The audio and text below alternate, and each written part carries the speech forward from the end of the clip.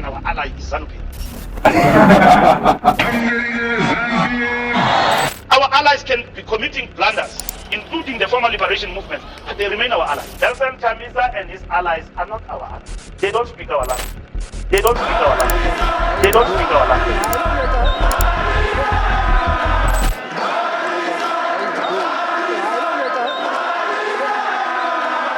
This is a story about how most African governments maintain their power through propaganda, repression, and collusion.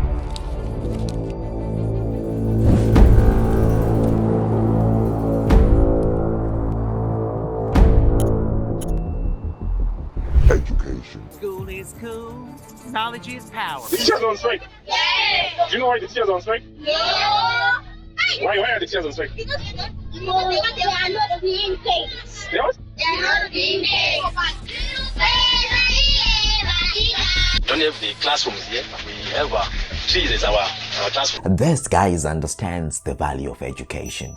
That is why they systematically dismantle the education sector. They understand that if people are educated and smart enough, things are going to be very hard for them to maintain their power. If people understand what drives taxes, policies, governance, the economy, they're going to be very hard to deceive. So these guys, they end up making the education sector deplorable. 16 Zimbabwean teachers arrested during a street protest in Harare appeared in court this weekend. They were demonstrating over poor salaries. Every day you read in the paper, millions are being stolen. So we can't then be told that the country has no money. They make teachers unable to conduct their business professionally. They end up abusing and psychologically torturing teachers so that they don't give their best to their students. For the past two years, we haven't been receiving anything from the government. So we can't do anything, can't buy anything, not even a piece of chalk. They are writing on the floor because they don't have exercise books to write on. And most of them, they cannot even afford to buy the exercise books and pencils. And this will help them retain and control their power. So listen, at the heart of every regime lies a carefully crafted narrative. Power is everything, and the most important element in controlling power is information. Information is power, and I like power. In Zimbabwe, you can watch any local TV station you want, as long as it's ZTV. So these guys, they control the media, the newspapers, the radio stations, televisions, all of it, all to control and push their own narrative. There have been reports of journalists and political opponents in Zimbabwe being tortured. The journalists have had to go into hiding for fear of being arrested over their critical reporting. Social media was used by criminals to cause mayhem. This is why government had really blocked social media. Our government is very nervous, very suspicious of social media, and they have a reason to, because they are used to hiding information. Censorship reigns supreme. Journalists and activists are constantly harassed, abused, tortured, or even worse, killed. These guys, they will push a narrative that is designed to manipulate, to deceive, and most importantly, to control. It's all about power. So these guys, they'll use these media machines to push information, lies, promises that they can't keep. They'll keep pushing and pushing until people are naive enough to believe them. The worst part about this is most people who grow up in autocratic regimes, they'll grow up with a worldview that has been shaped by the perception of the regime because of the propaganda and the deception.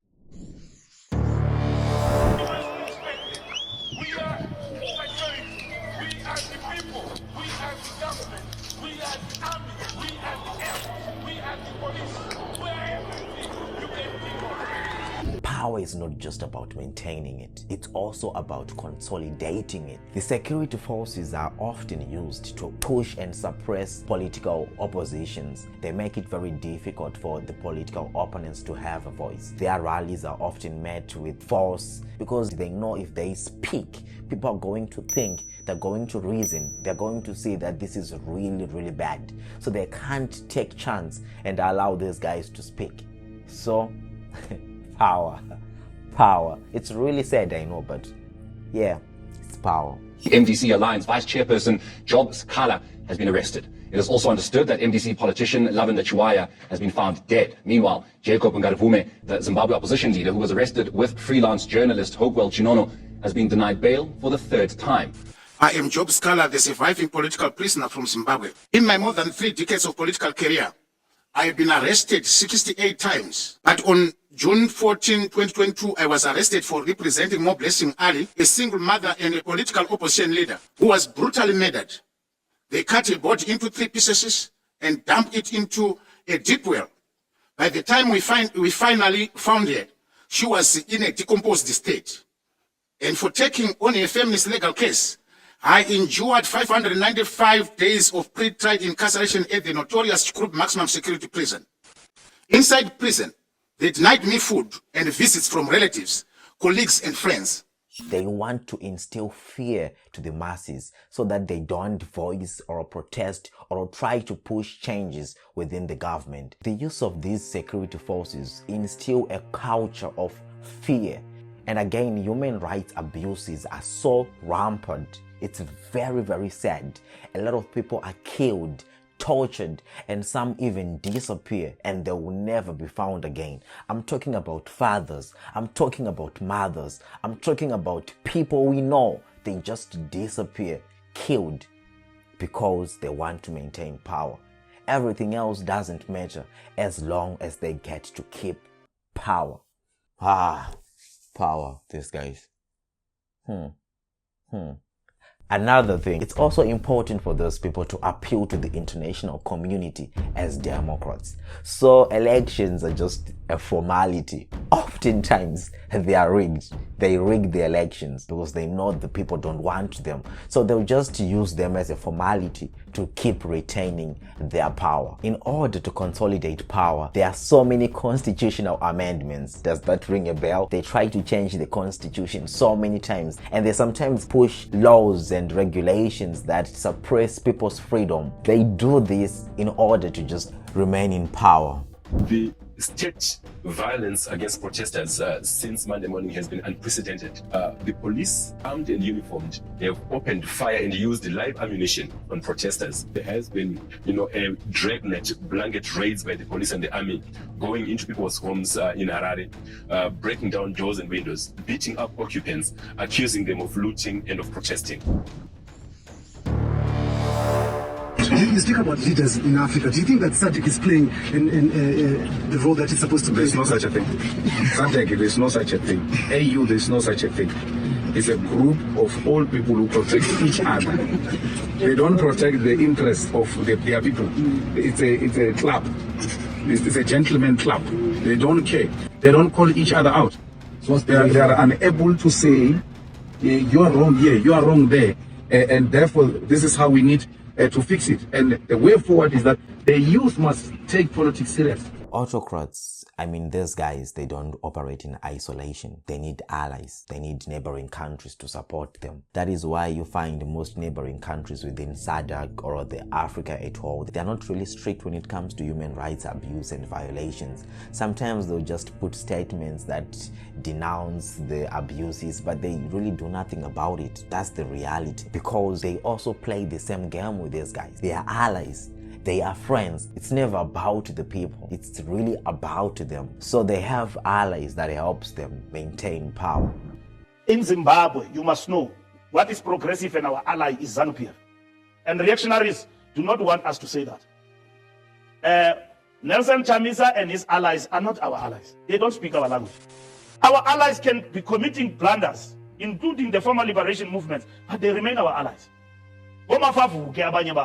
By consolidating power, these guys, they create a system of patronage and dependency. People who are loyal to them, they are often rewarded. They're given business opportunities, they're given money, access. The musicians, artists, rich business people. We are ZANU-PF kids. We support ZANU-PF, nothing else. Oftentimes they have to support the regime in order to function and to operate within the country.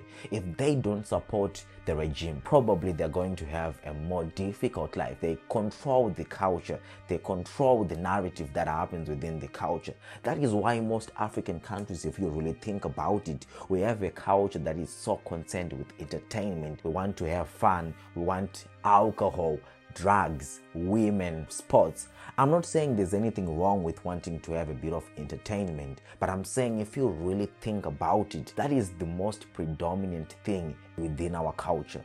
We have a culture that seeks entertainment a lot, and that is something that they want, because they understand if we're a culture that seeks to have fun, we are not going to have time to focus on the most important things, which is building our countries. Even religious institutions, most of the time, they also play ball with the regime. That is why it's very difficult, especially nowadays, to hear religious leaders speaking bad about the government. They don't talk about the corruption, they don't talk about the incompetence that our government has. So people end up not having someone who can stand up for them, because everyone is now concerned with trying to preserve the little they have. Game of Thrones, ladies and gentlemen, it's more of survival of the fittest. The road to democracy in Africa is filled with many challenges. It's not a journey that should be taken alone. It requires resilience, courage, strength, and a commitment to justice. The honest reality is we have to unite, we have to think, and we have to. You know what? Anyways, please subscribe if you enjoy this content. Comment, share, subscribe, and the next one will probably be interesting as well. Cheers. Bye.